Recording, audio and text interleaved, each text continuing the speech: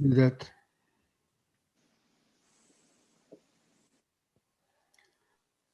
Namo tassa bhagavato arahato samma sambuddhassa. Namo tassa bhagavato arahato samma sambuddhassa. Namo tassa bhagavato arahato samma sambuddhassa. Buddhang saranang gacchami, Dhammang saranang gacchami, Sanghang saranang gacchami, Dutiyampi Buddhang saranang gacchami, Dutiyampi Dhammang saranang gacchami, Dutiyampi Sanghang saranang gacchami, Tatiyampi Buddhang saranang gacchami, Tatiyampi Dhammang saranang gacchami, Tatiyampi Sanghang saranang gacchami.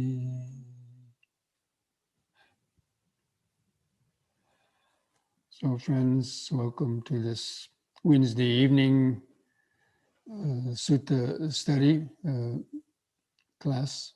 And we're still continuing our look at verses in the Anguttara Nikaya, in the Book of Tens. And this week we're going to be looking at number 99 in the Book of Tens with the title of Upali. But another title could also be the Gradual Training. So Upali was a prominent monk, a disciple of the Buddha. And he came to the Buddha and asked the Buddha, if he could go out. He was a kind of being an attendant for the Buddha and living in the monastery for some time. And he wanted to go out in the forest to meditate because he saw all these other great monks like Mahakassapa and other monks going out to spend long periods of time in the forest meditating and attaining a deep states of concentration. So he came to ask the Buddha about that. So I'm going to read this. So this Upali came to the Buddha and asked him, he said, I wish to resort to remote lodgings in the forest and the jungle groves. And then the Buddha, knowing Upali's mind and knowing the state of Upali's mind, gives this reply to him. He said, Upali, remote lodgings in the forest and jungle groves are hard to endure. Solitude is hard to undertake and hard to delight in. When a person is alone, the woods steal the mind of a young monk who does not gain concentration, or for any monks who does not gain concentration. So this is the important words to remember. The monks who do not achieve concentration. It can be expected that one who does not concentration, who says they haven't achieved concentration, that means they haven't attained to the jhanas.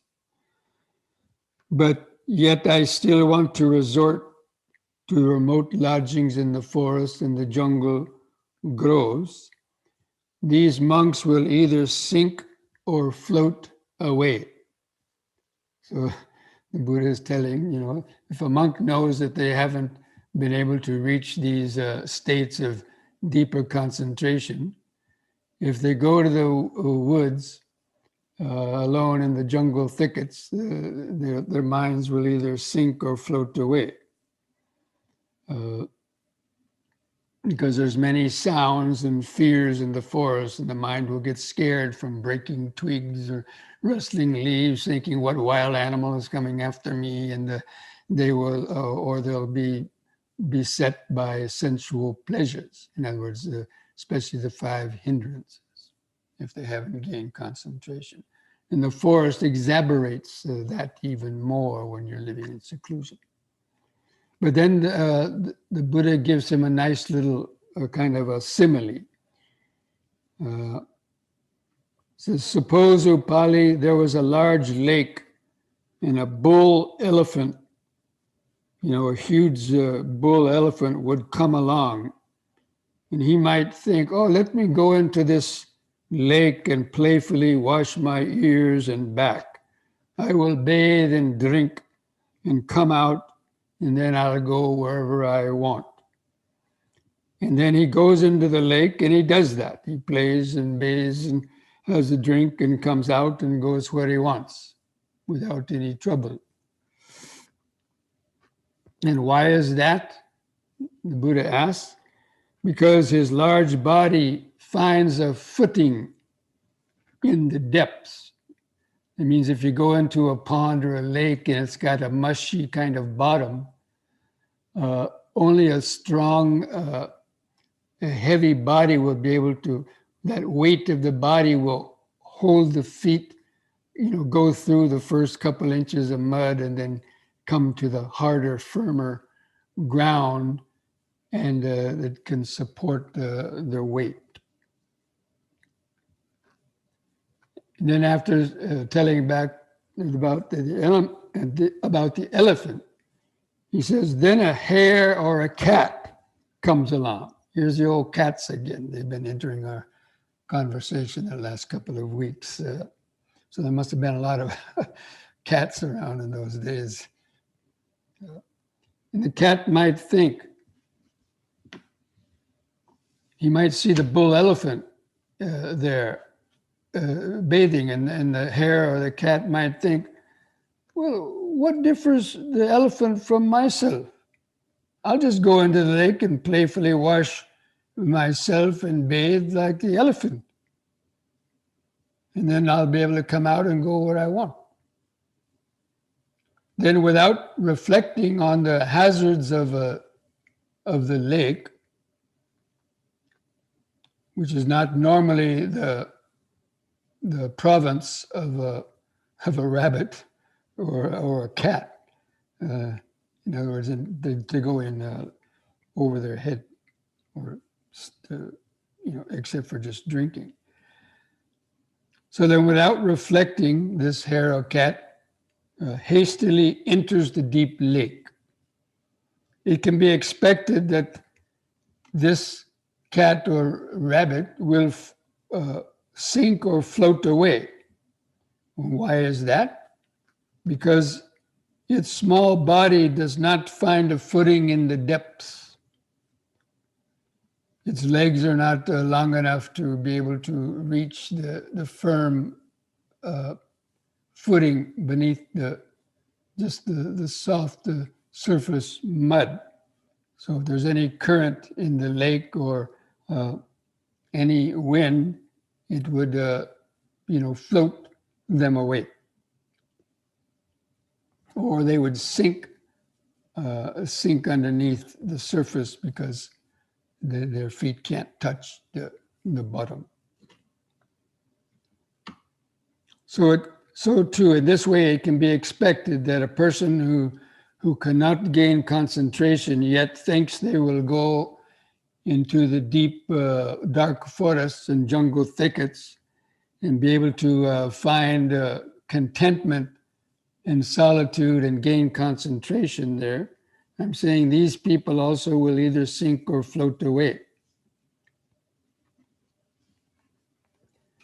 And then he gives a further simile. Suppose, Upali, a young infant boy or a girl lying on their back.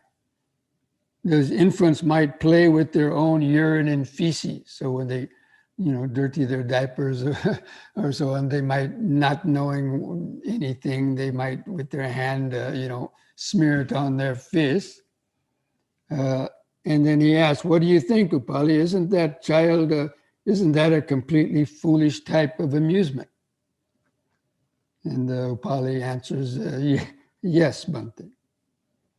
And then he continues with the simile. Sometimes later, when that boy or girl grows up, although it says a boy here, and their faculties mature, they would play the games that are typical for boys or girls. You play with the toy plows, stick games, or dolls, and the somersaults, games with pinwheels, and so on. Games with toy chariots, games with toy bows. What do you think? Isn't this amusement more excellent and sublime than the former kind of smearing your face with feces? And aren't those games more appropriate for young children that age? And he says, yes, Bhante. And then he says, at a still later time, as that boy continues to grow up and his faculties mature still more, he enjoys himself furnished and endowed with the 5 objects of sensual pleasure, with forms cognizable by the eye that are wished for, desired, agreeable, pleasing, connected with sensual pleasures, tantalizing, with sounds cognizable by the ear, and with odors and flavors cognized by the nose and the tongue, and with tactile objects, such as, having the touch of people's, against the skin, or especially if he, gets some girlfriends or boyfriends and they engage in that kind of sensual pleasure. What do you think? Isn't this amusement more excellent and sublime and suitable for people that age than the other kinds of amusements? And he says, yes, Bhante. And again, all of that is because the person is becoming more mature, from the baby to then the young adolescent, and then let's say the teenage stage. Each of those is a natural graduation to the next level. And then the Buddha goes on to, and this is quite a common refrain or repeated teaching in some other suttas as well, about how a person gradually comes to the Dhamma and develops in the practice of the Dhamma. He says, here, Upali, a Buddha arises in the world, perfectly enlightened, accomplished in true knowledge and conduct. I'm not going to read all of that because hopefully you will have read it. And with his own knowledge, he's discovered the direct knowledge and understood completely the different kinds of worlds and places of rebirth, like the human realm, the realm of the devas, the brahmas, and he understands all the different levels of life, and he makes it known to others. He teaches it to others.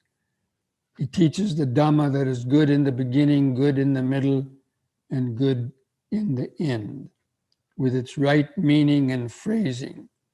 he reveals the perfectly complete and pure spiritual life. And then he says, a householder's son hears this Dhamma, and he then acquires faith in the Buddha and considers thus, household life is crowded and dusty, but life gone forth as a monastic is wide open.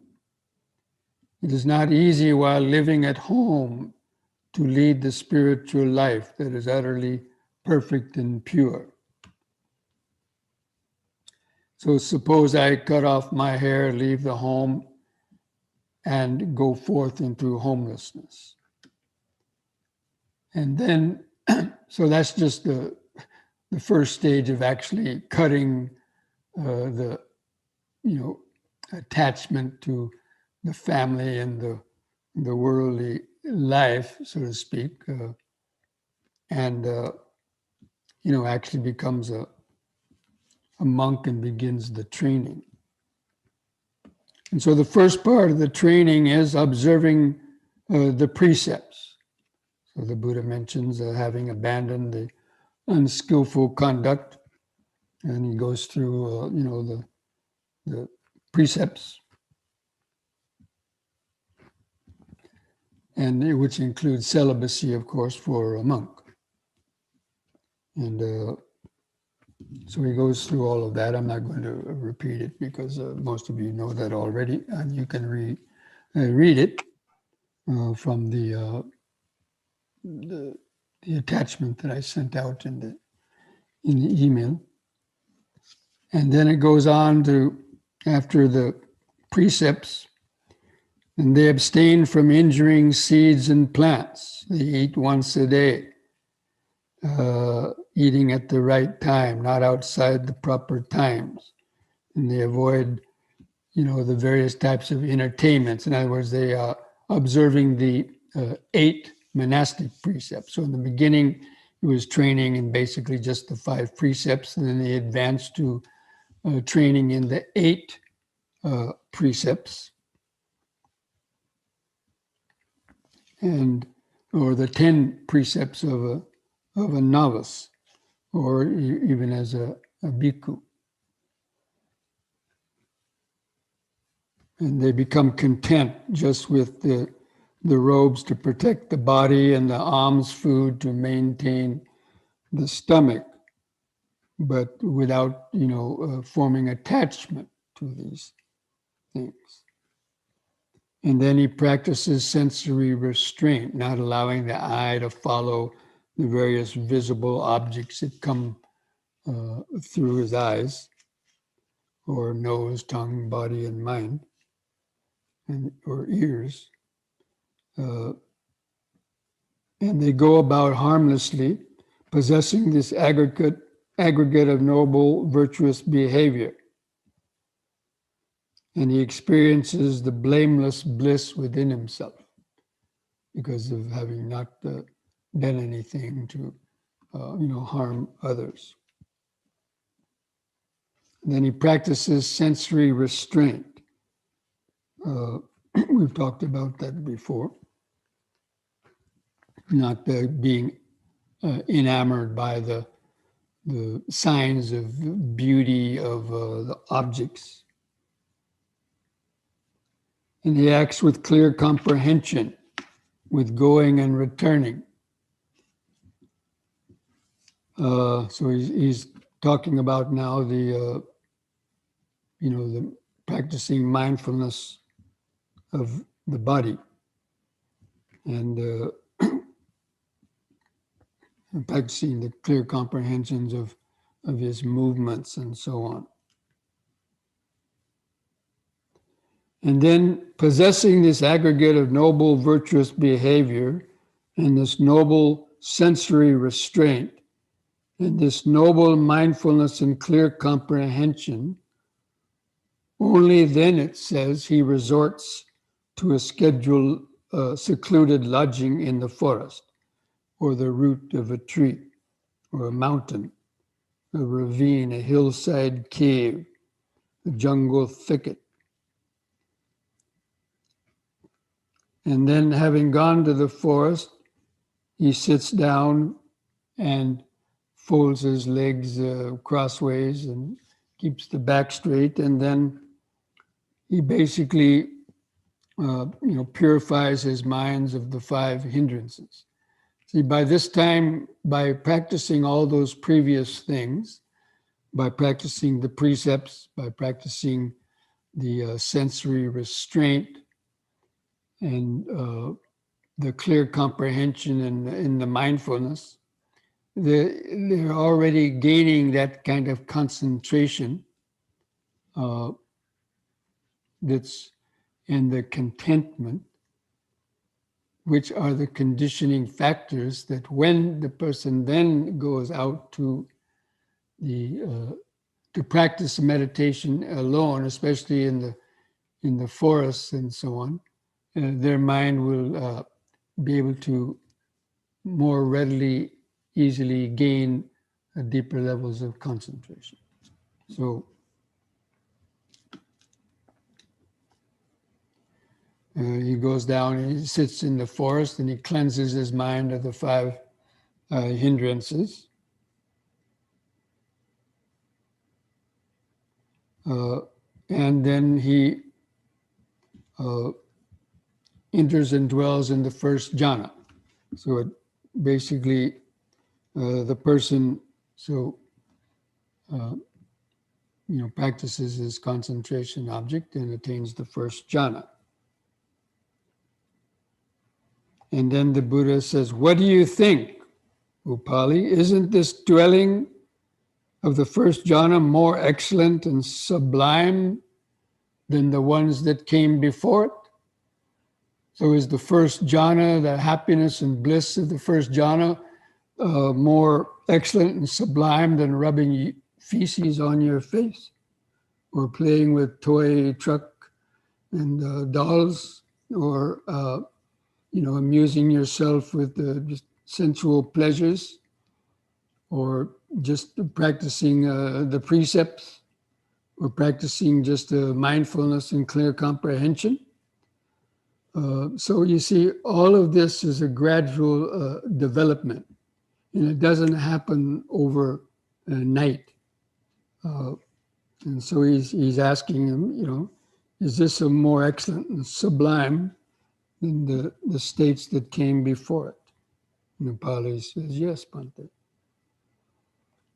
And when they see this quality within themselves, that my disciples resort to remote lodgings in the forest and jungle groves, but they still haven't attained their own goal.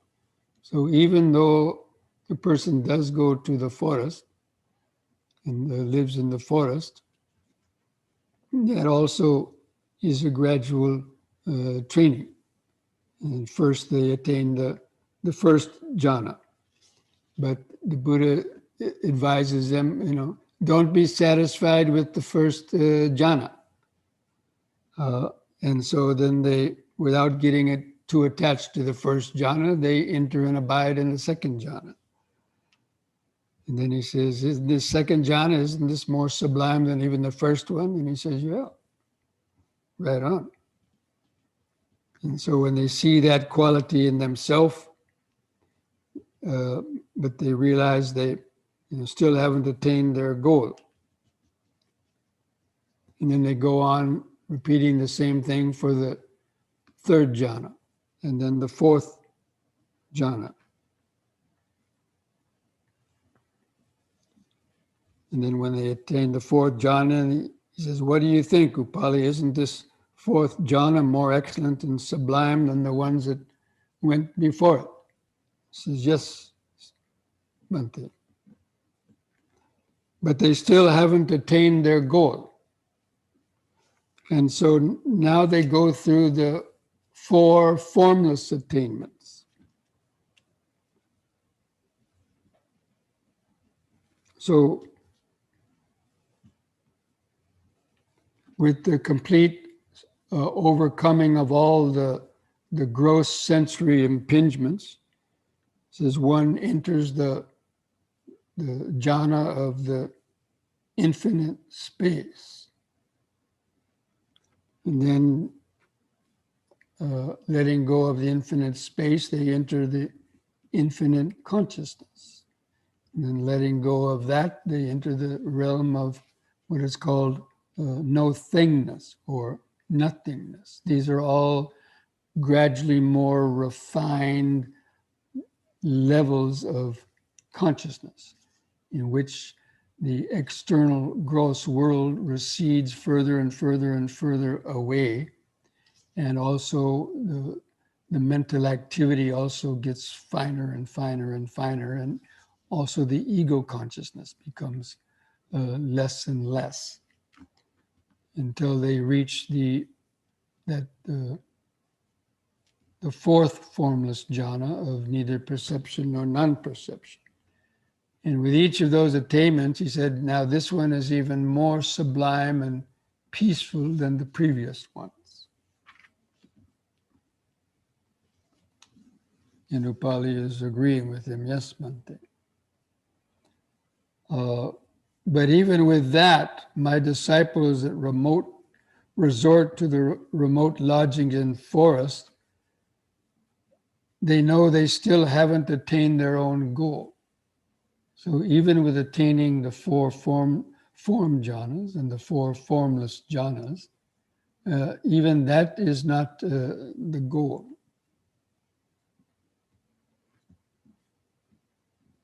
And then he goes on to that they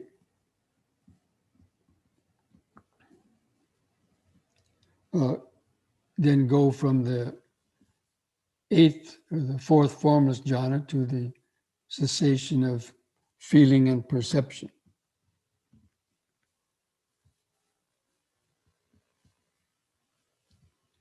And having seen with wisdom, his taints are utterly destroyed.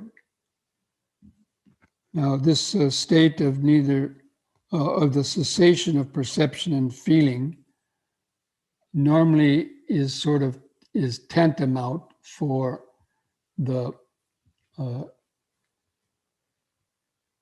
seeing the deathless state, or in order to even achieve that state, one would have had to already been reach a stage of a sotapanna, or a once returner, or a never returner. But anyway,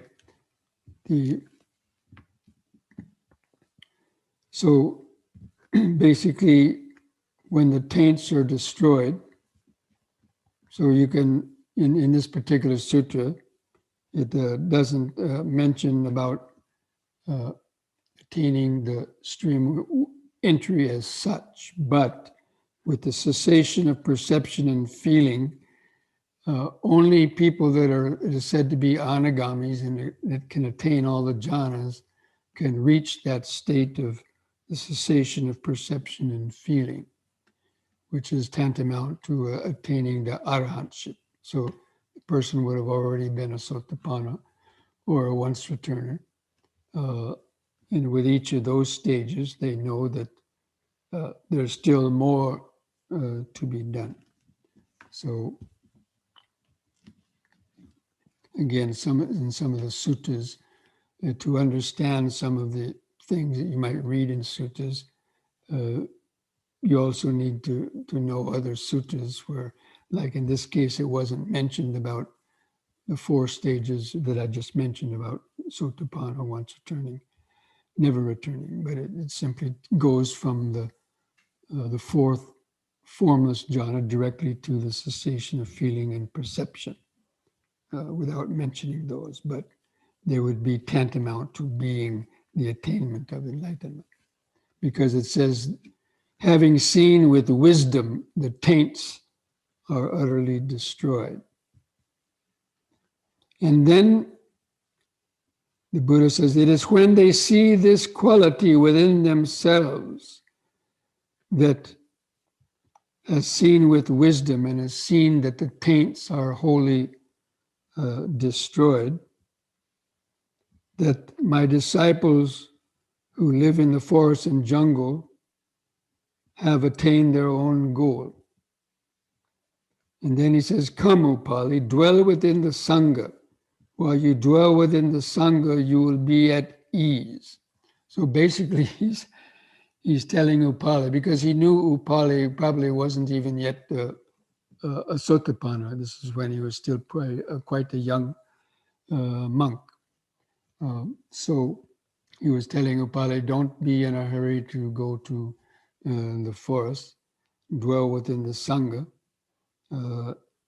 You will be at ease until you reach those levels where then you would be ready to go out and live in the forest.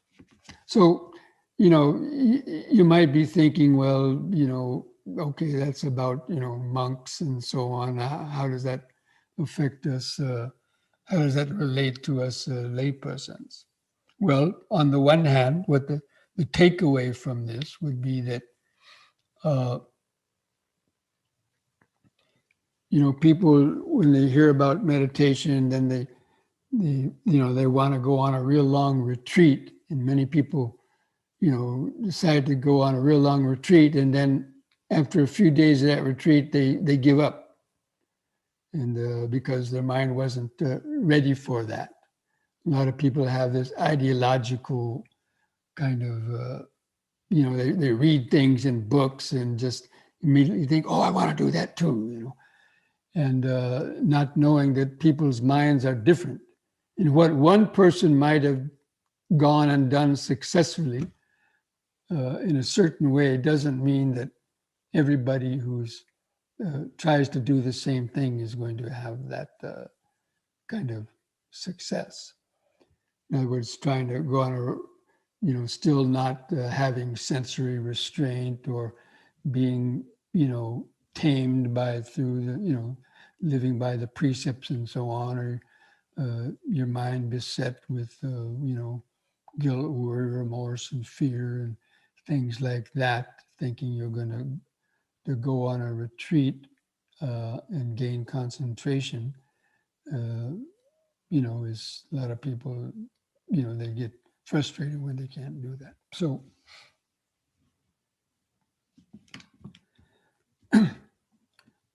then, so that's the main thing. The takeaway is that about that gradual training, and people who still, been meditating a long time, but they haven't gained that concentration, is because of the hindrances and the fact of being still involved in the daily life and so on, or having, amusements and desires, is sort of not suitable for producing, calm states of mind and concentration.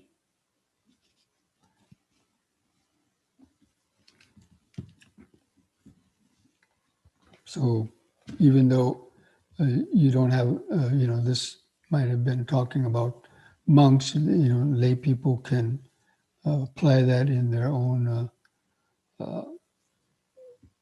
lives. I mean, people do go on retreats, but not necessarily living. It was talking about living alone in the deep, dark forests and so on. Because I know I did that when I was a young monk too. And when in my first couple of years as a monk living in Sri Lanka, my teacher, he allowed me to go to, forest caves where I was living alone in the forest where there was a lot of wild animals. And it took me several weeks to kind of calm down my mind. And I would go back and talk to my teacher from once in a while to report my progress, and then they would give me some advice, and then I would continue, my practice, because because as I mentioned before, you go into the forest and there's so many things that can frighten the mind, and such as, especially in the dark, you hear things crawling and creeping around, and you get scared and worried about what's going to happen. So also again, just about the practice of Dhamma is a gradual training, and those similes of the elephant and the rabbit. Also, wanting to go and bathe in the pond. Those are nice examples. Also about person going on retreats and expecting to be able to enjoy the solitude and so on if they're not yet ready for it, and taking advantage of having the spiritual friends. So that is this sutta. Now, if anybody has any questions about what we just went over, let's see. Seems to be something in the chat box.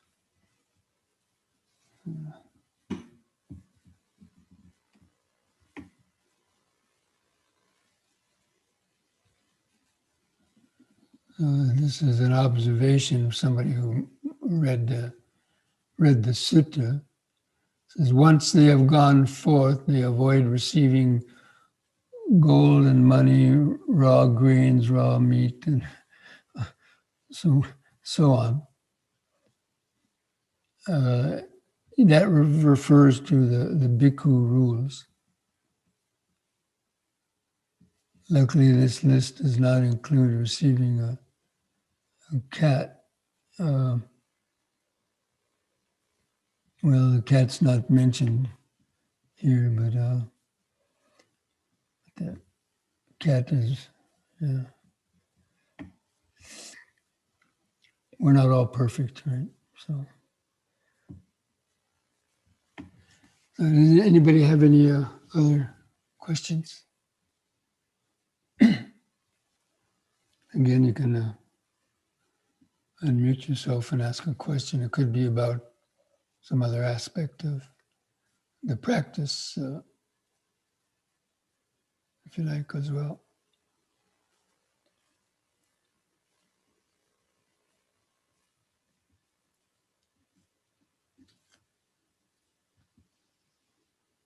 Actually, we got the cat. We had one thing out of compassion. Somebody had a cat that needed a home, and we had a lot of mice in our house here. And since we've had the cat, the mouse hasn't showed their head, and he didn't have to kill any mice. Just the fact that the cat was here, they all ran away. So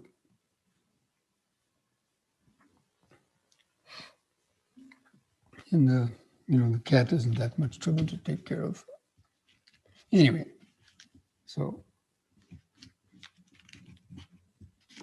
because the people that came to the monastery, some of them might say, "Oh, this place got mice. I'm not going to come here anymore," or something like that. So people sometimes they say things like that. So having a cat around to help sort of ease that kind of problem without killing it. I mean, otherwise, people want to put poison down. They wanted to put the rat traps out and all these things to outrightly kill the mice. So the cat was a lesser of the evils. And no, I'm not going to let follow the story of, okay, we have a cat, now we have to get a dog, then we have to get a horse, then we have to get all kind of other things. Okay, so if there's no other questions, let's go ahead and take a short break, and then we'll come back and do our some yoga stretches, and then have our meditation. Okay?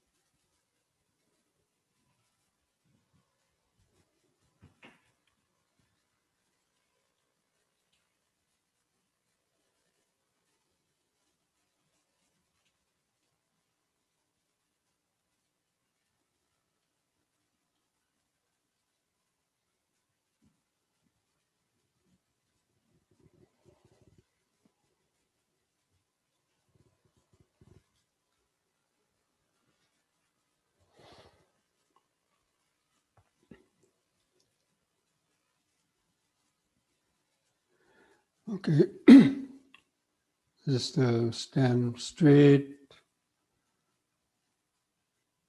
gently close the eyes, feel the feet pressing the floor, feel the arms and hands hanging at the sides,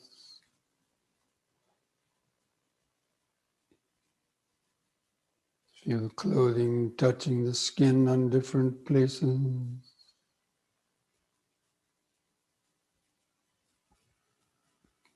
Feel the head balanced on top. Just try to just mentally feel the outline of the standing body. Then begin some deep, slow breathing. If you know the three-part breathing, then try to do the three-part rhythmic breathing. Drawing the air from the lower lung up through the middle to the top, holding the air in the lungs of 2 or 3 or 4 seconds, then return to the starting point on the out breath.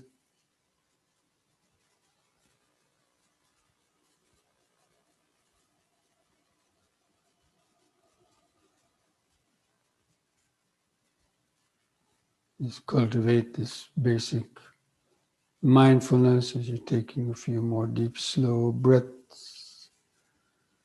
Breathing in, letting go of the past and future. Breathing out, standing here and now. Breathing in, letting go of the past and future.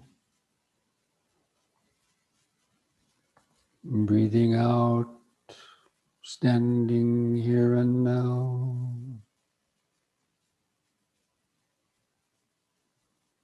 You can open the eyes and follow me through these exercises, recording them with that same breathing. So on the in-breath, raise the arms over the head, interlock the fingers, turn the palms up, straighten the arms, stretch your head back, look up at the back of the hands, stretch up.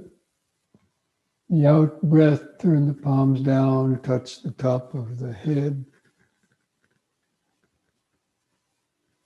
And again, in breath, palms up, straighten the arms, stretch.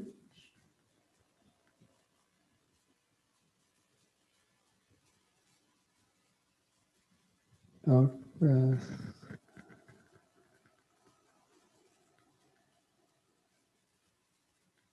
Once more. Hold the upward stretch longer. Bend back a little bit.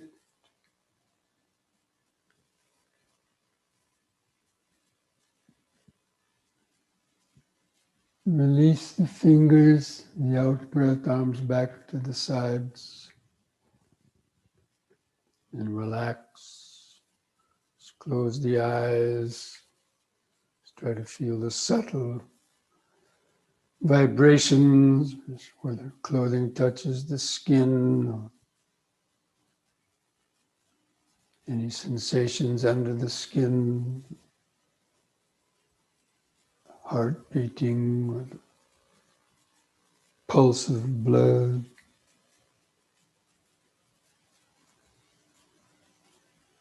Tingling sensations, prickling sensations.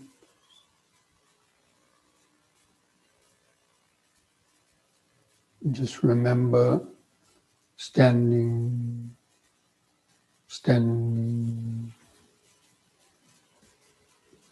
the present moment of the body, just letting your thoughts come and go in the back of the mind, keeping the physical sensations of the body in the front of the awareness.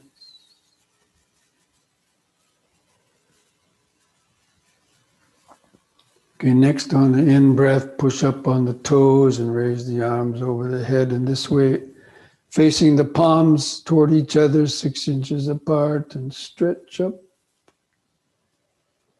The out breath, come back down, arms to the side, heels to the floor. And again, the in breath up. Use the breath to help lift the body up. Stretch. Out breath.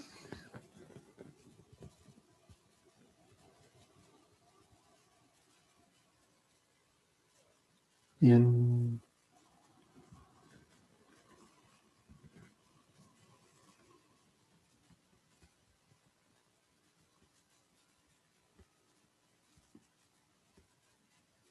Out.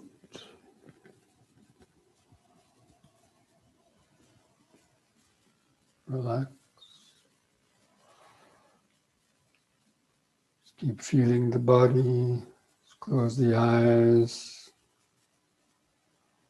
And feel the subtle pulsations. Or any subtle inner body shaking or movement.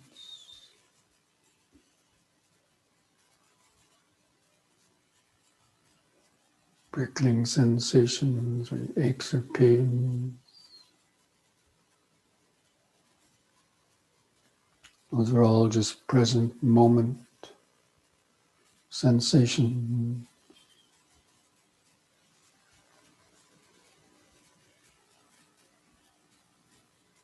Remember standing.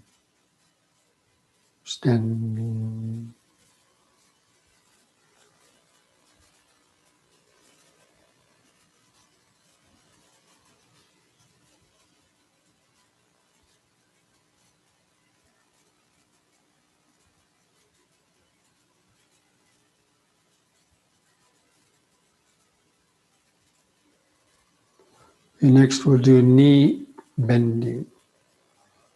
On the in breath, again, push up on the toes, lift the arms up front for balance. On the out breath, bend the knees and lower the body down into the squatting position. If you can come all the way down. And a deep breath to push up. All the way up on the toes. Out.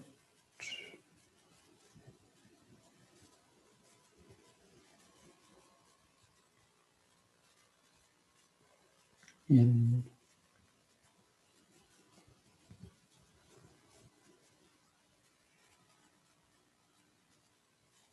Out.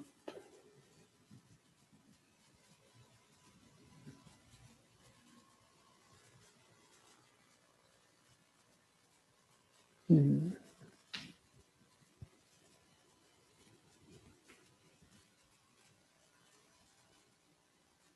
In the out breath, relax.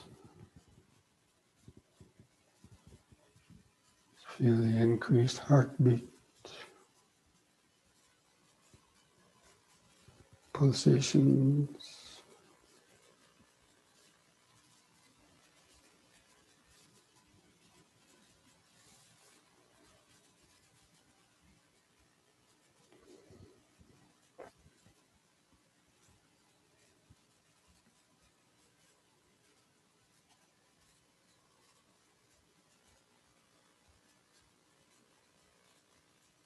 Remember standing.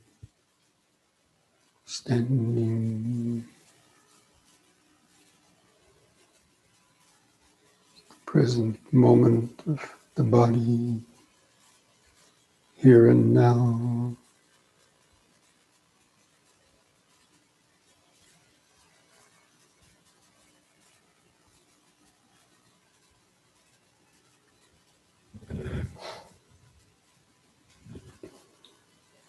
Okay, now spread the feet apart, at least 3 feet.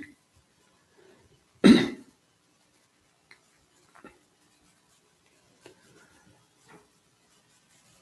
we're going to do side bending, keeping the hands on the sides.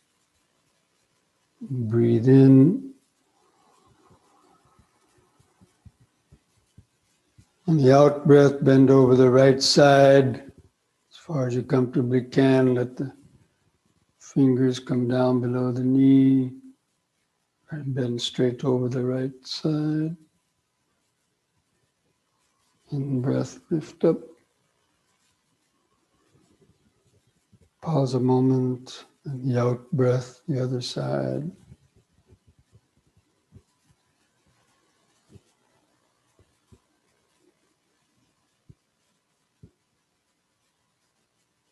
In breath.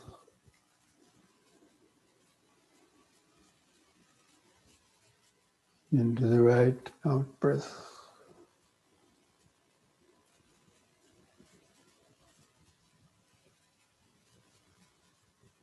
In,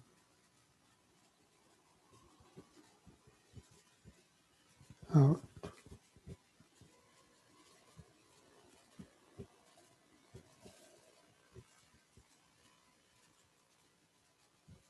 In. Once more to each side.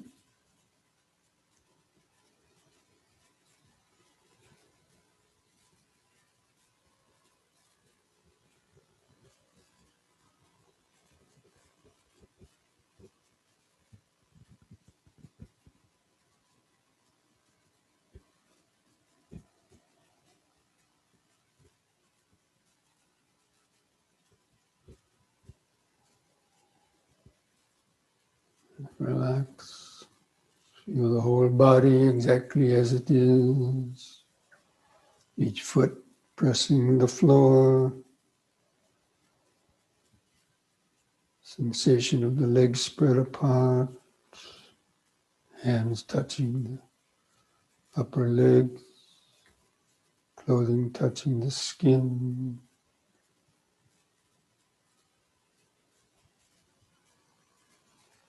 The head and face on top.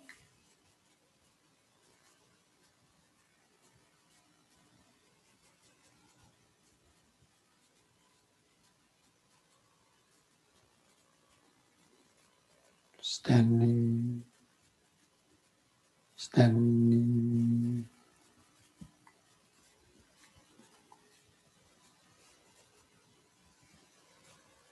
Just feeling all the inner life force vibrations, sensations.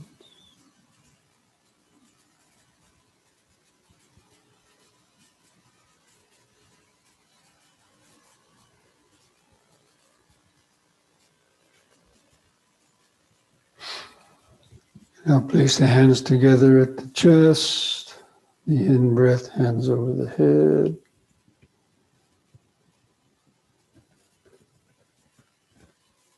Out-breath, hands to the chest and bend the knees, lower down.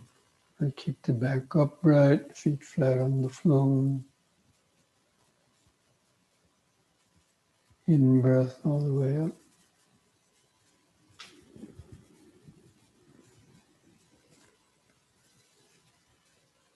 Out-breath.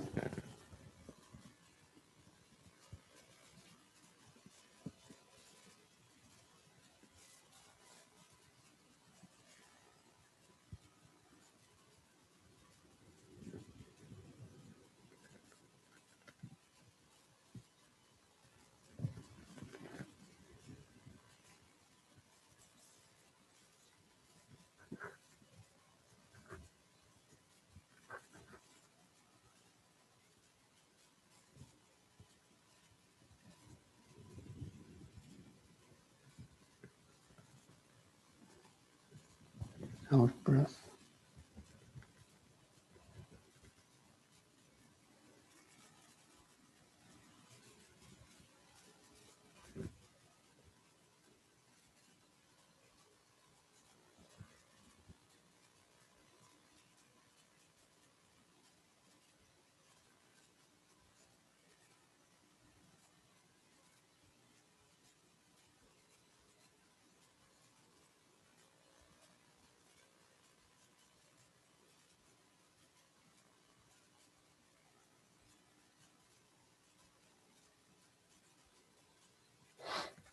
Now we'll Holding the arms out with a twisting from side to side.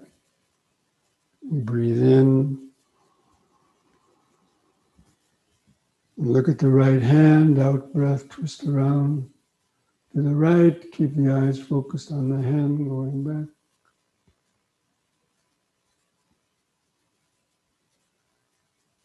In breath, back to the front. Let the feet turn with the body, and then to the left, the out breath.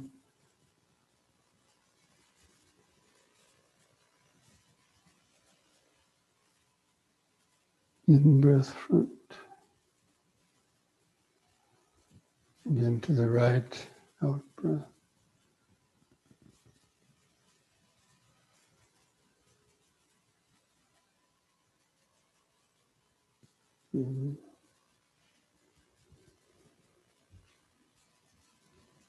Out.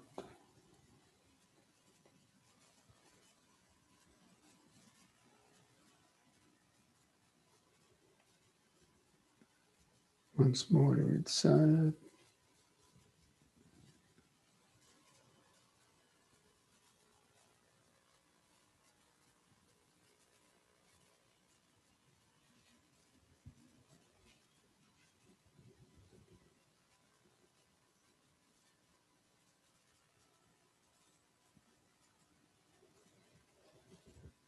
Relax.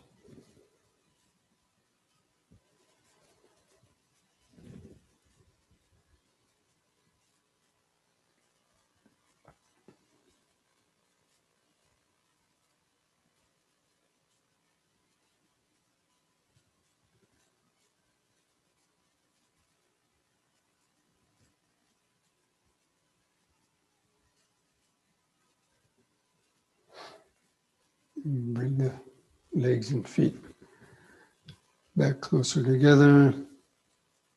Let's keep them a few inches apart.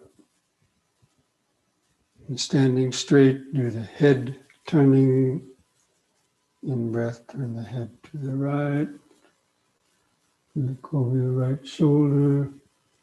Try to turn the eyes to see something further behind you. Out breath, turn the head 180 degrees back to the left. Concentrate into the neck vertebrae. Look over the left shoulder. In breath, back to the right.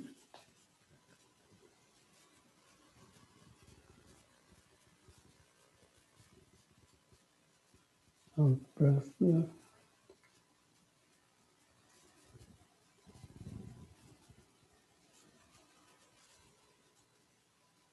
In breath, right.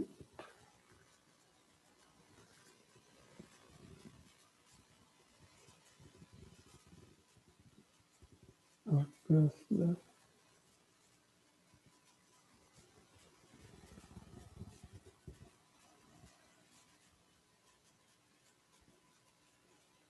And let the head stop in the middle. Relax. Keep feeling the whole body.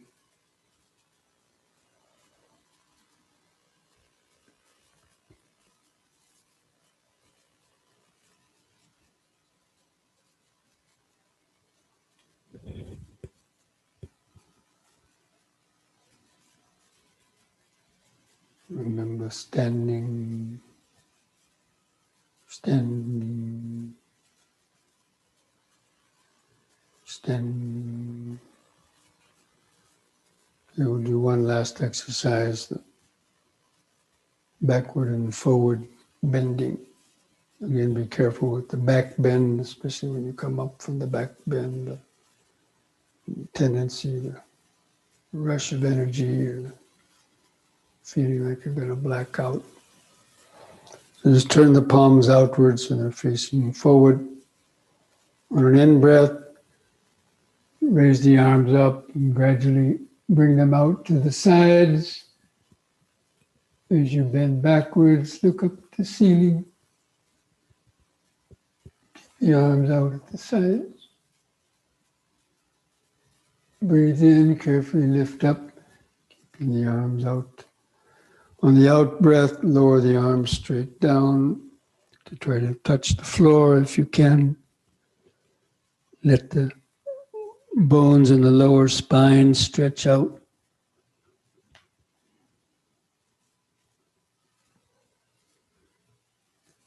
And begin standing up, turn the palms outward, make the gradual opening of the arms out to the sides, bend back.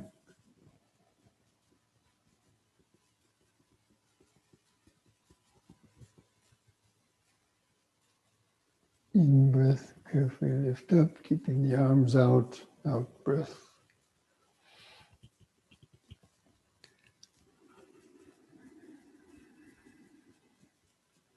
And keep the legs straight.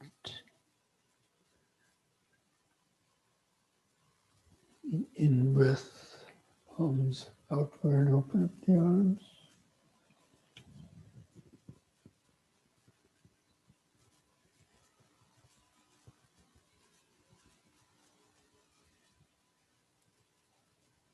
Lift up, out breath, downward stretch.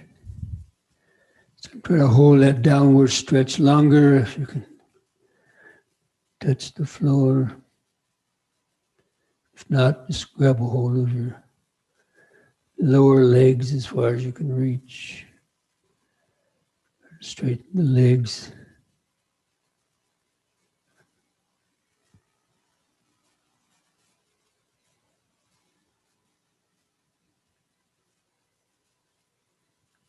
On an in-breath, you should stand up, bring the hands together at the chest. On the out-breath, arms back to the sides. Relax. Keep the eyes closed, feel the whole body pulsating, vibrating with activated life force. Present moment awareness.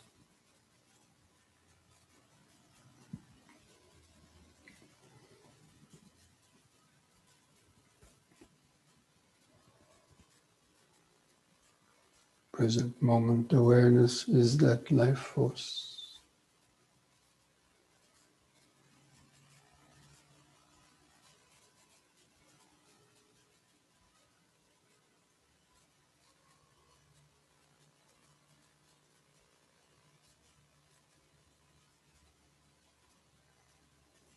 Feel that organic aliveness of the whole body.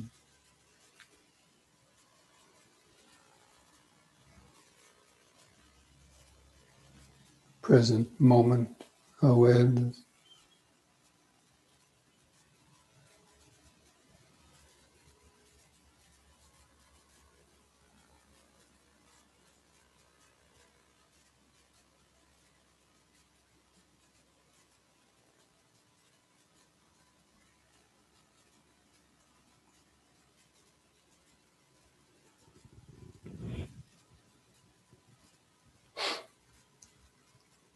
Okay, now we'll come back to our seats, get ready for the meditation.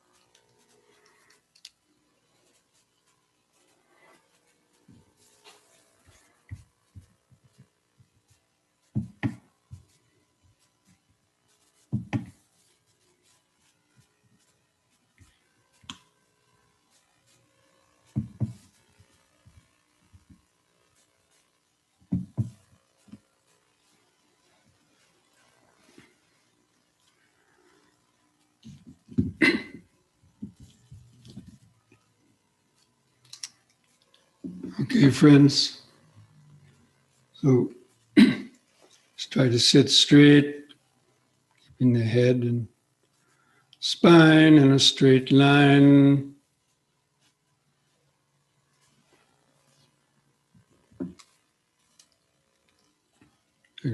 Keep the chin lifted up level with the floor.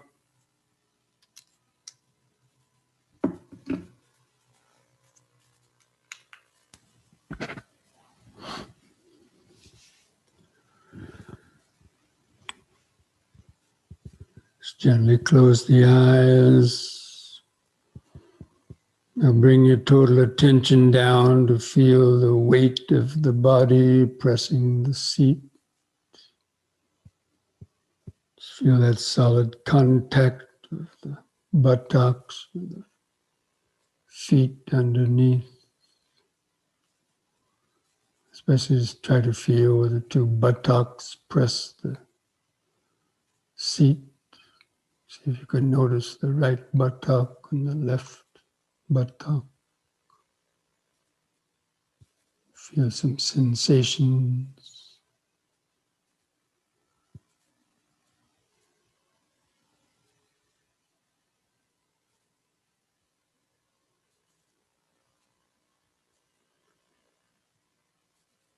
And just mentally move the awareness down the legs, feeling the clothing touching the skin of the upper legs.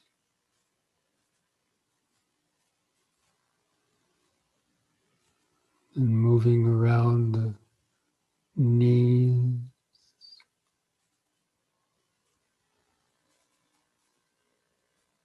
And moving the attention down the lower leg as though you were panning with a video camera. Just feeling the sensations of clothing touching the skin or any other sensations. Coming down to the feet. And first, just feel the heels of the feet. Try to focus your attention on the heels. Feel those sensations, especially the blood pulsing in the heels.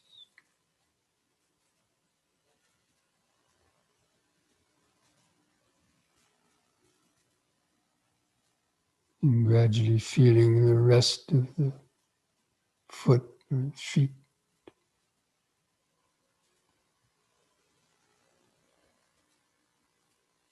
If you're wearing socks, just feel the socks touching the skin,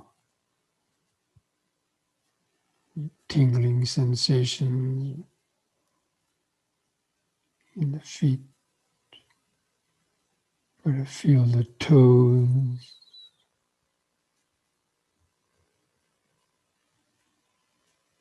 Feel where some toes touch each other, or where the feet press the floor.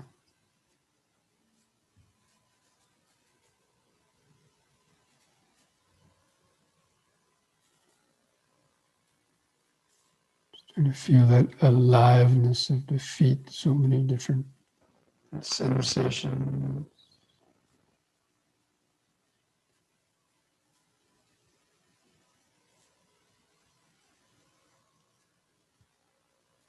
Also just remember sitting. These feet belong to the larger sitting body.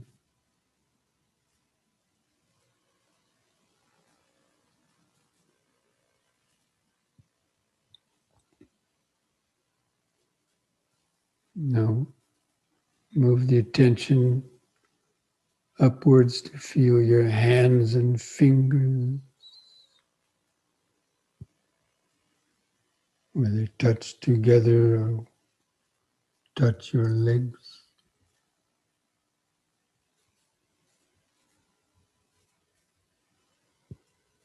Try to feel the subtle sensations, the blood pulsing in the hands or fingers. Notice the outline of your thumbs or fingers.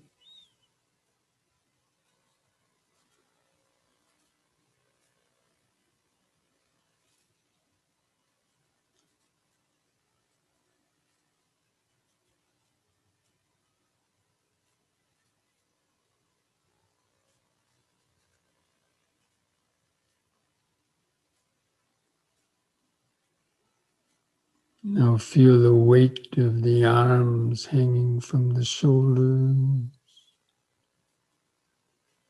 Relax the shoulders. Feel where the clothing touches the skin of the shoulders or arms.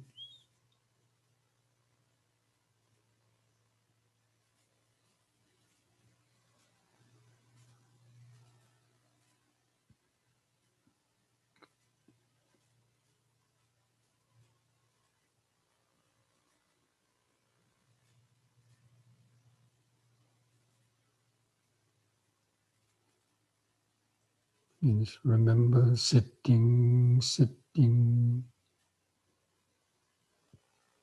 These arms are part of the sitting body.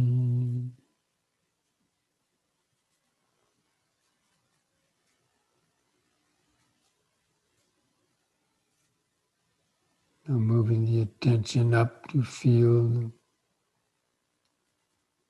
the base of the neck, where the collar of your shirt touches the base of the neck.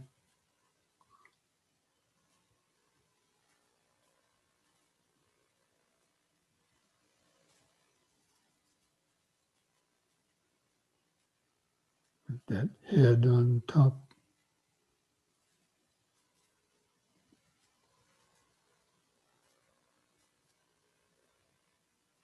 And feel inside the throat. Might feel some sensation to swallow or cough.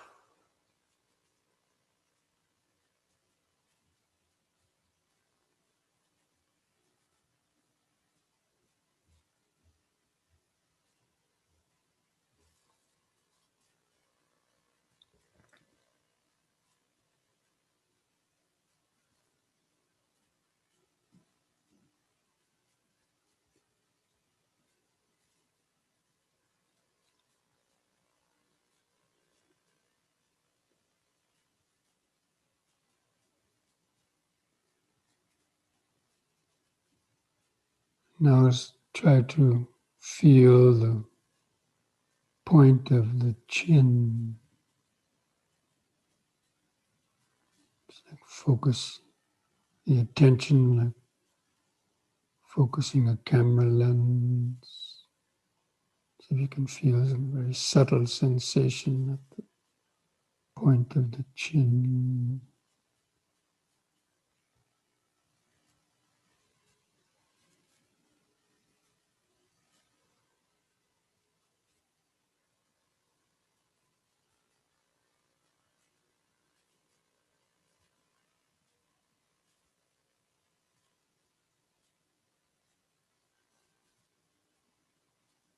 And feel the lips touching together. The upper lip touches the lower lip.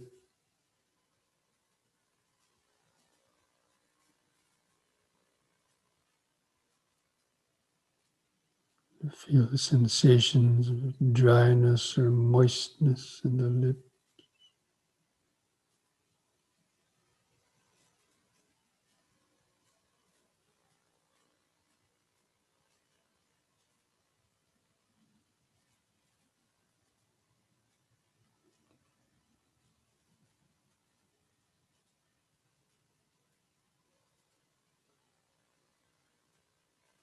And feel the tongue laying in the mouth, where the tongue may touch the sides or roof of the mouth, or they may touch any teeth.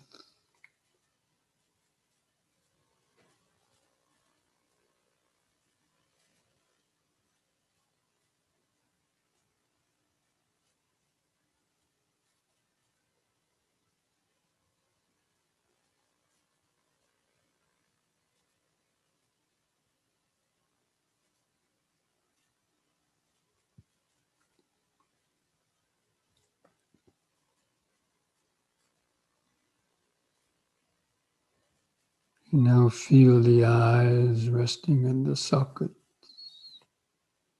and the eyelids stretched over the eyeballs.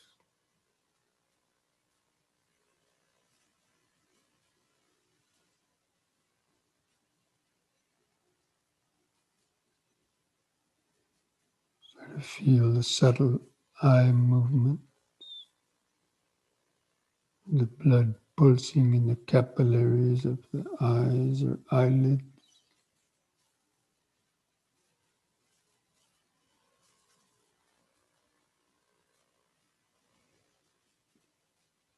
You might see some light or color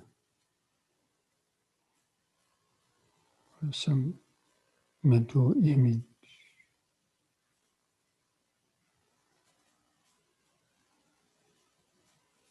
or just darkness.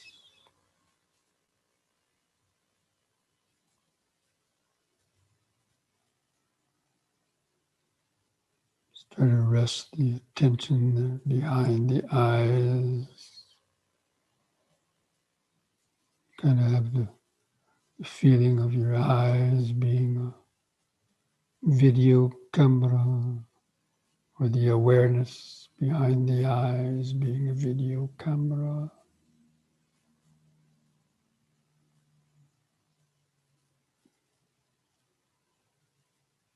Just feeling the inner face, just feeling the sensations of skin stretched over the face, the forehead, the nose, cheeks, lips, chin. Just kind of pan the video camera of awareness around the face, feeling those different sensations.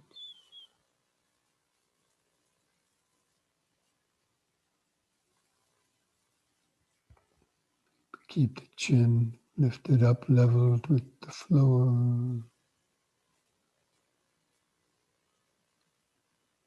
And kind of pan the camera down to feel the lower body, shoulders, the arms, the hands, chest, and the buttocks, legs and feet again.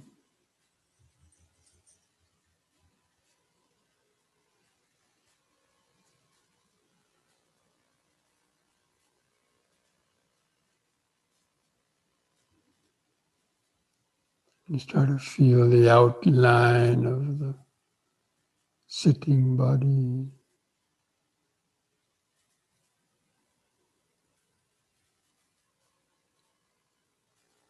And all those different sensations.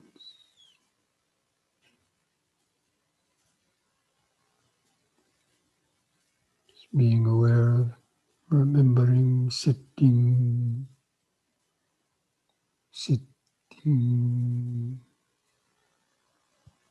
Now again begin some deep, slow breathing as we're doing during the yoga session. You feel that expansion of the abdomen, rib cage, and upper chest. Hold the air in the lungs a few seconds to feel that subtle surge of oxygenating blood. And feel the relaxing contractions of the out breath. I feel the last bit of air go out of the lungs. And then the next incoming breath. Just take a few more deep, slow breaths like that, cultivating this basic mindfulness. Breathing in, letting go of the past and future.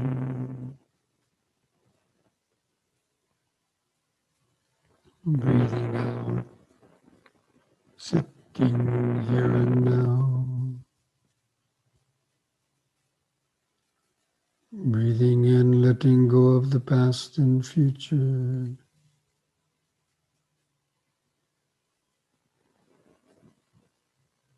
breathing out, sitting here and now.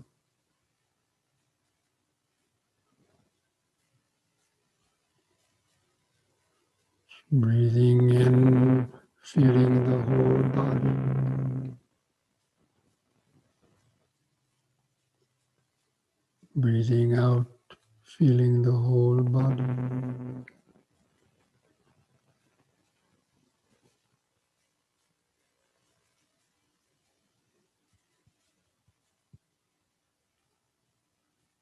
Now we'll try to count the breaths from 1 to 10 to develop a more precise, continuous concentration. Try to continue to take deeper breaths if you can, help concentrate. With the next incoming breath, mentally count 1. Hold the air for a moment. And with the outgoing breath, also count 1.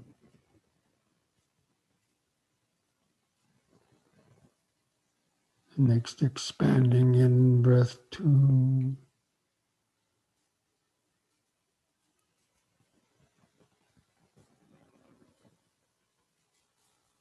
Contracting out breath 2.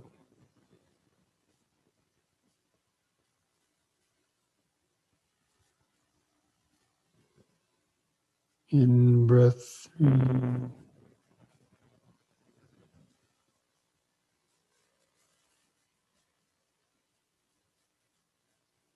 Out breath 3.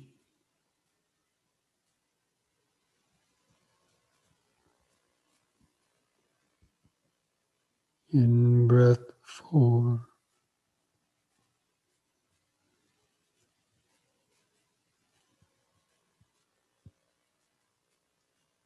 Out breath 4.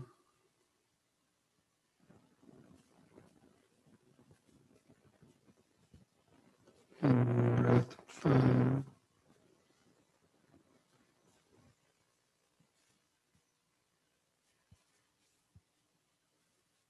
Out breath 5.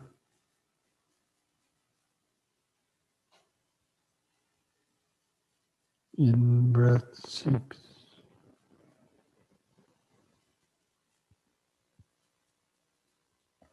Out breath 6.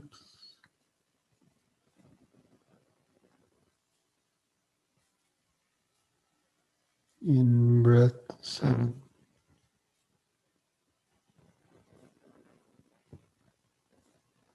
Out breath 7.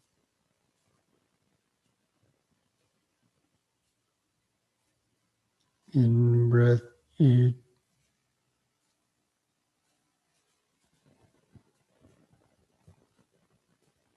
Out breath 8.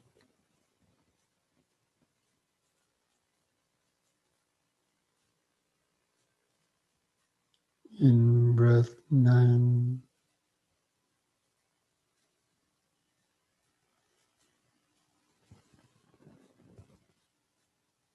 Out breath 9.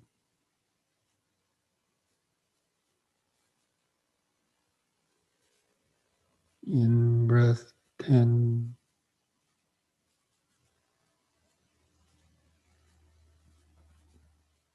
Out breath 10. Now discontinue the counting. Discontinue any deep breathing.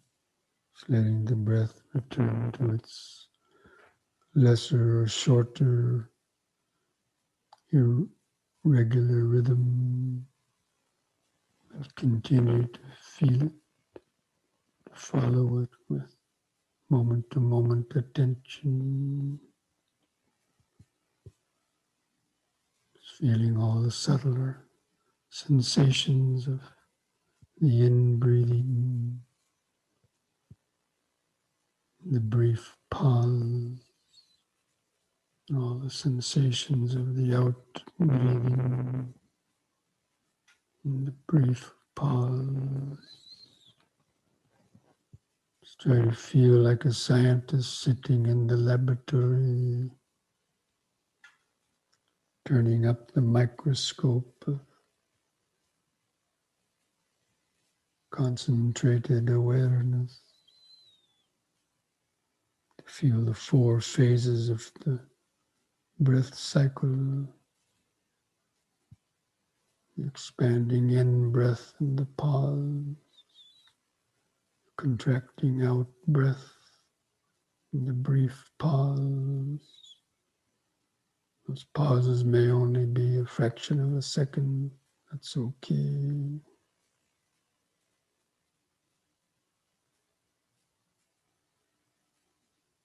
Just make that the main focus of the concentrated awareness.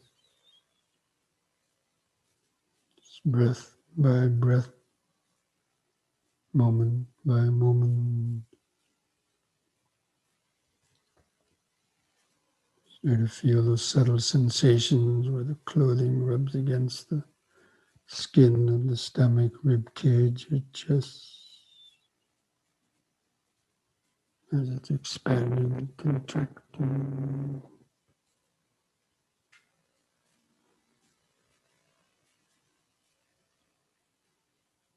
Notice how each breath is different, sometimes longer, sometimes shorter. Sometimes the in-breath is longer than the out-breath, or the out-breath is longer than the in-breath. The pauses are of different length.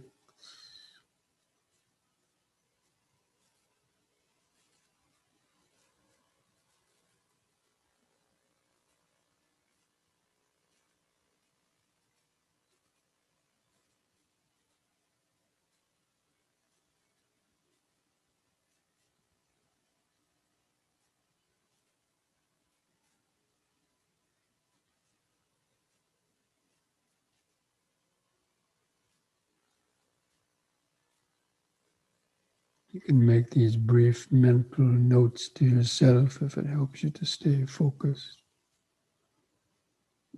In sitting, out, out, sitting. Brief pauses between the breaths. Feel the outline of the sitting body. Feel the subtle vibration.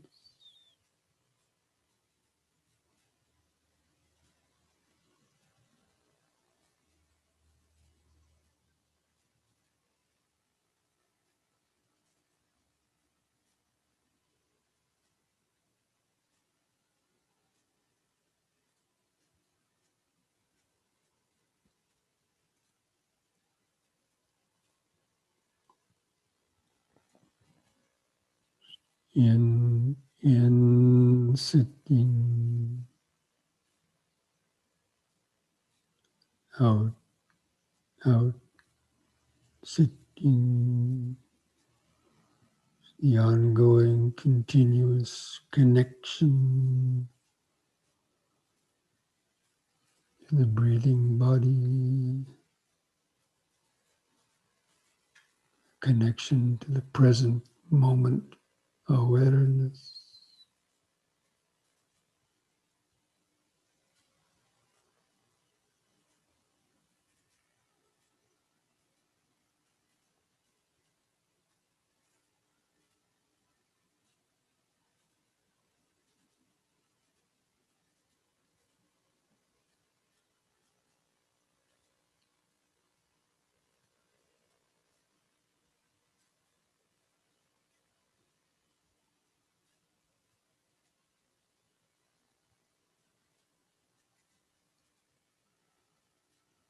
but at the same time being alert for any of the 5 hindrances, trying to pull the attention away from the breathing.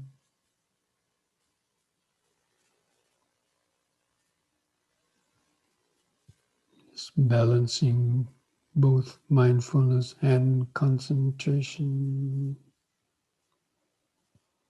Concentration is being able to keep connected to the breathing. The mindfulness is the alertness for any hindrances arising, to apply the appropriate antidote, to let go of them,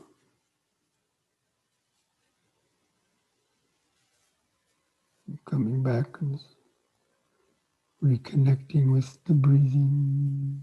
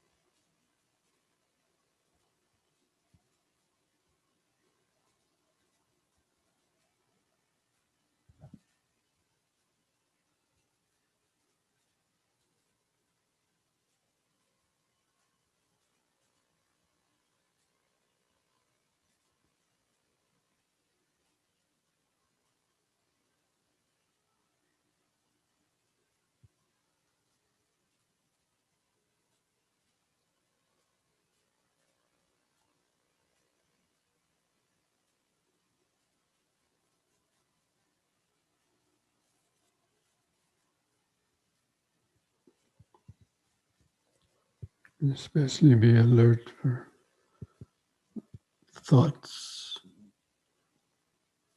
welling up into the mind, trying to steal the attention away. If you get caught up in thinking, recognize it as thinking.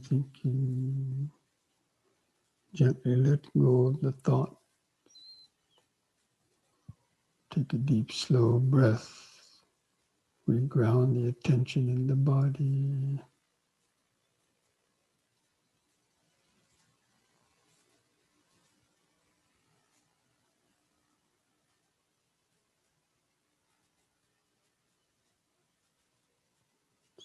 In, sitting.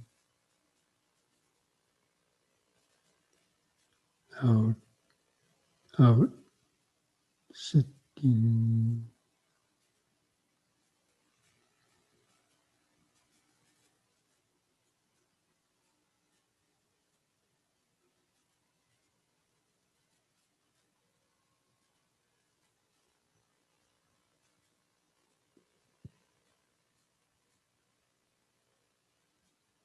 If you still have too many thoughts, you can go back and count the breaths from 1 to 10 on your own.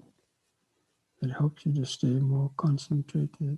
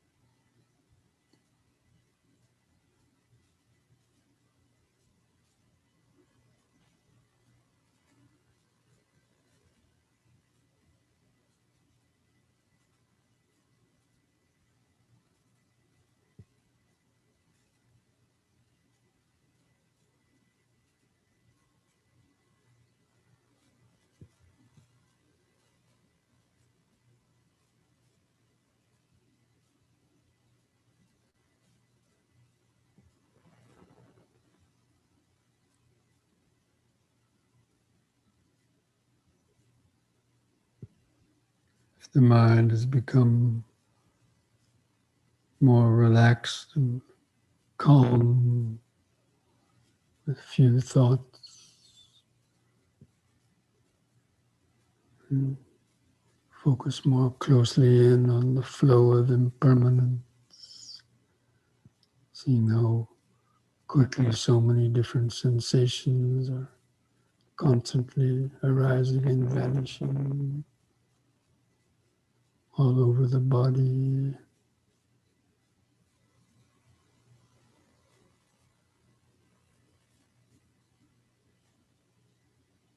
Body irritations or painful sensations.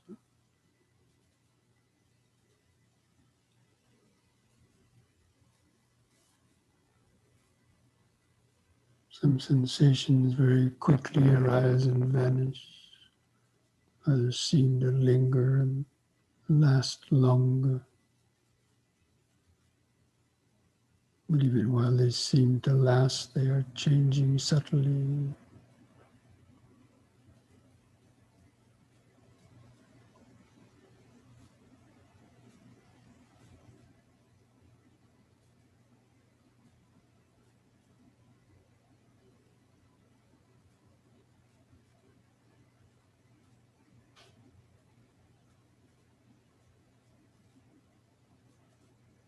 Even within one expanding in-breath or out-breath, many different sensations can be noticed.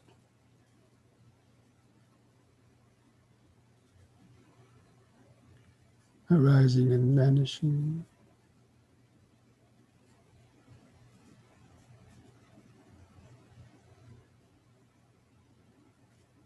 Or if any pains catch your attention, any stronger pains arise, be aware of those as they well up, intensify, and even painful sensations are comprised of many little changing sensations.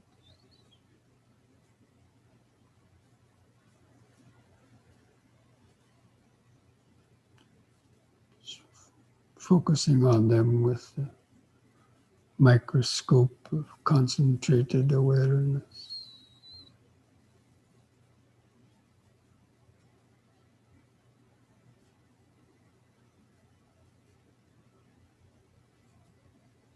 If you hear any sounds through the video or in your house, so just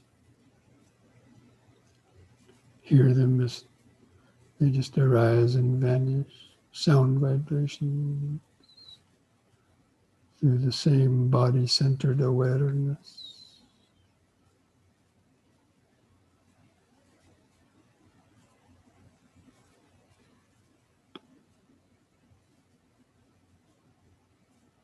Even becoming aware of the subtle stream of thoughts, mental activity moving through the back of the mind.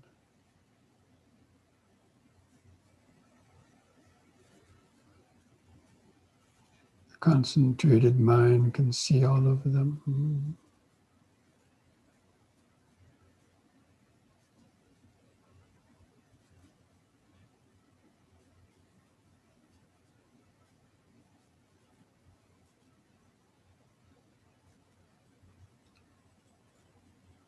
The flow of impermanence, or the five aggregates, from moment to moment.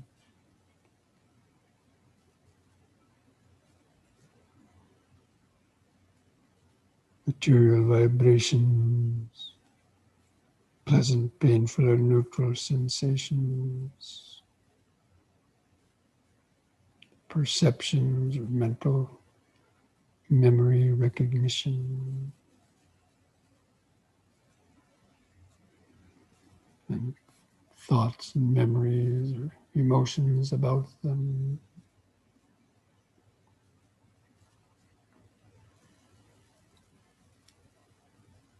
And the ego consciousness, the sense of I, me, or mine.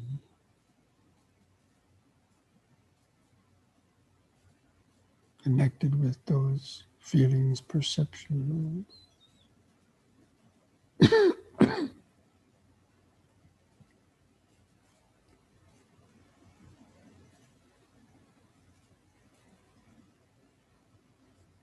That's the vipassana awareness. Seeing the body-mind process as it is, this continual state of flux and change.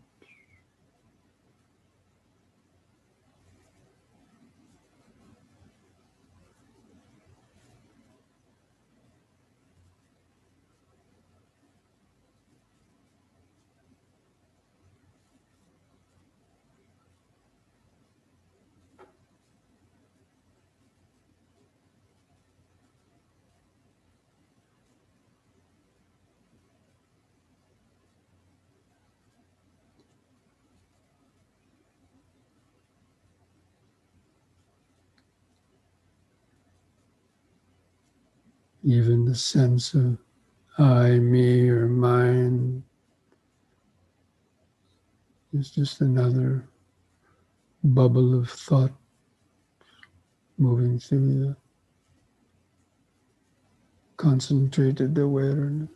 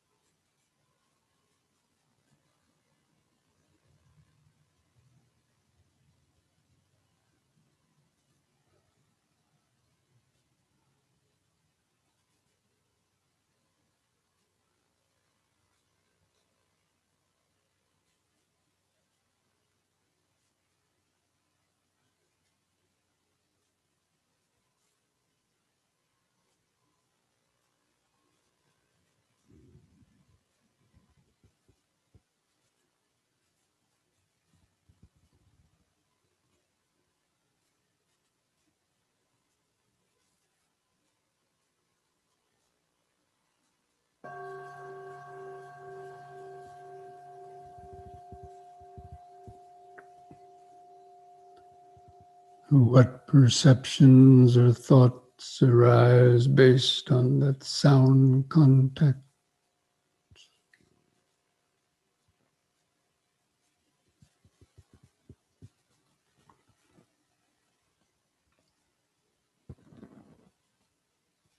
Sabbe sankhara anicchati.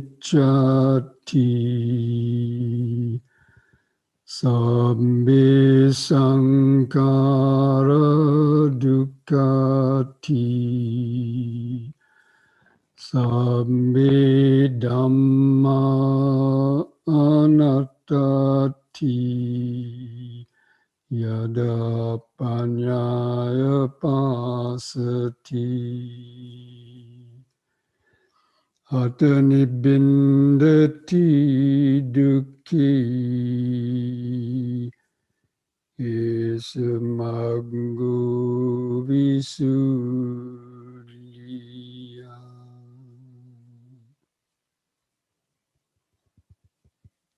All conditioned things, the five aggregates of this body, mind, and world, are impermanent. They arise only to pass away and vanish. And all conditioned things tightly clung to with ignorance bring stress and suffering. And all the conditioned dhammas, as well as the unconditioned deathless state, are without any owner or controller. They're not I, me, or myself.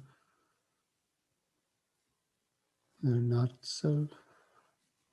When one sees these three characteristics with the eye of wisdom, one becomes disenchanted with suffering.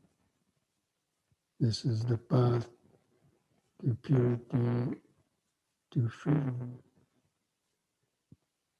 Thus spoke the Buddha.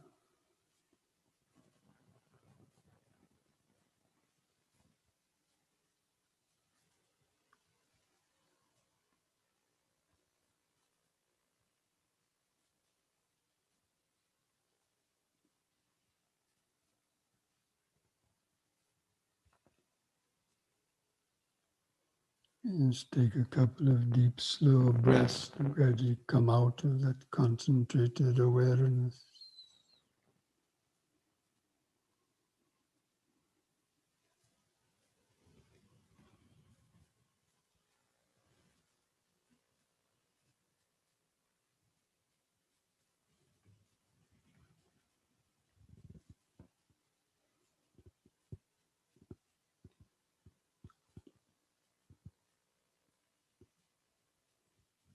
I invite you to join in and finish the meditation with chanting the word sadhu on a long out breath.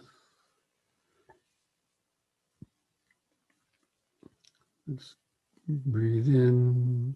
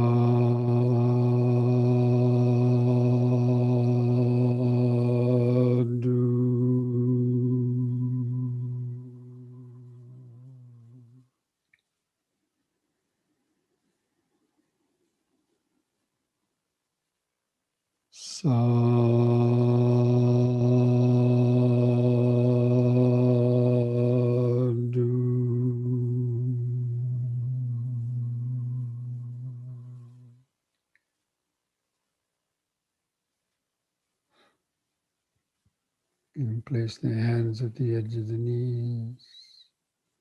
Take one more deep breath. Stretch the head back on the in-breath and pull the hands against the knees to arch the spine.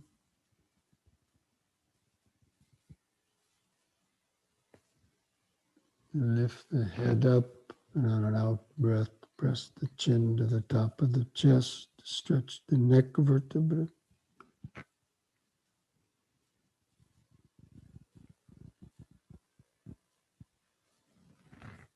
Lift the chin up level on an in-breath. And relax on the out-breath. Put a smile on your face.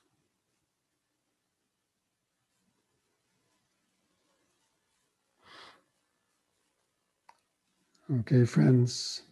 I hope you're able to have at least some short periods of some concentrated awareness, perhaps some insights, meaning some of that peace of the present moment awareness. So as a reminder, this Sunday, I'll be participating in a one-day retreat organized by the Bhavana Society in West Virginia.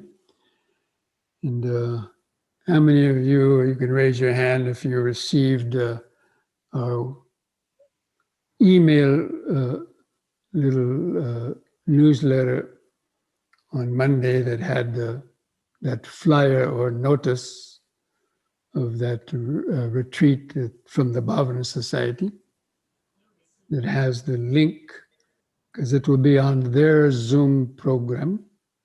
So you need their link, and I sent that flyer out, has that link at the bottom, and also the timetable for there'll be 3 talks and meditations that day. Once in the morning, Bhante Ji will be giving a talk and meditation in the morning period, and I will be giving an afternoon session from 2 to 4. But again, that's on the link of the Bhavana Society. So that will take the place of my normal 2 to 4 program. The time is the same, only the link will be different. Not the link of our Lion of Wisdom Center, but the link of the Bhavana Society. So if you don't have that link, you can look up the Bhavana Society, of course, on Google, and look for that link on the events. Does anybody have any questions about that, or any other last question they might like to ask?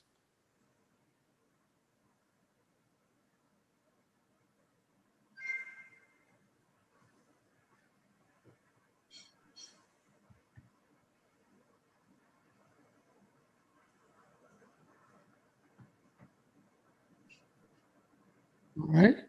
So, Okay. further ado, I wish you all the best this week. Don't forget, mindfulness a day keeps dukkha away. Sutta a day keeps delusion away. Thank you, Bhante. Namo Buddhaya. No, Thank you, Bhante. Thank you very much. Present moment, deathless awareness is always literally just right there beneath your nose, if you know how to look and tune into it. Thank you, Bhante. Namo Buddhaya. Thank you, Bhante.